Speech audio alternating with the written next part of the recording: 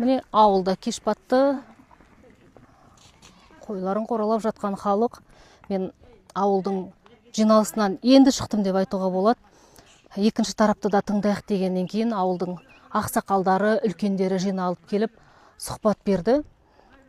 Біздің сөзімізді бөліп жарып, қиып тастап дұрыс бермей жатыр дегеннен кейін ауыл халқының, ауыл үлкендерінің сөздерін аманатқа қиянат жасамай қаз қалпында берейік деп шештік.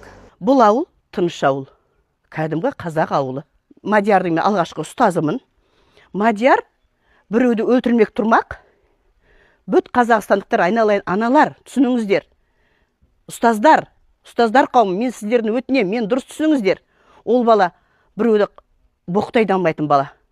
Мен оны мектепте, класста, сабақта жүрген кезде әкім деп қойушы едім. Қып-қызыл галстугын тағып, әдемі костюм шалбарын киіп келетін. Міне бүгін әкім келіп қапты сабаққа, әкім келді деп оны қарсы алушы едім. Әттең өкініш, мынандай жағдай менің баламның басына түсіп тұрғанына, балапанымның басына түсіп тұрғанына мен қатты жүрегім ауырып тұр, айналайын, қызым. Мен мектептің түбінде тұрам. Мадияр деген баланы сол мектепте жаңағы қазір мини стадион соғып, сол жерде барғалы көріп жүрмін. Анша-мұнша күлмейтін де бала екен, мен отырам, көшеде отырам мен. Кімді бақылап, кім не істейтін бәрі. Мен бұл үйге ешқандай жаманшылық ойламаймын, жаманшылық әңгіме естіген емеспін бұл үйден. Енді елдің айтып атқан сөз әшейін лақадырон бе тол, өтірік бұның бәрі. Біз оны нақты айта алмаймыз. Қасында болған жоқпыз.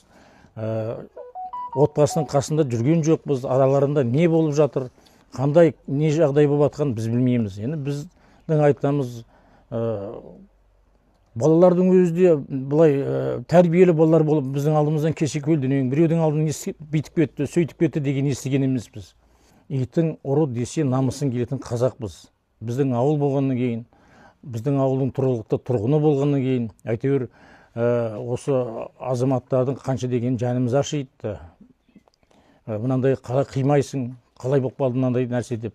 Мадияр баламыз. Бұл мына жерде бізде тендерден ұтқан балалар бар еді. Мектебіміз жанынан кішігірім шағын футбол алаң салынып жатыр. Сол жерде жұмыс істейді. 5 бала. Мадияр сол жерде жұмыс істейді. Қайда қазір? Мен сыртта сол жерде жұмыс істейді. Баладан мен келінді ұрады деп ойламаймын. Өзі момын, қой аузынан шөп алмайтын бала.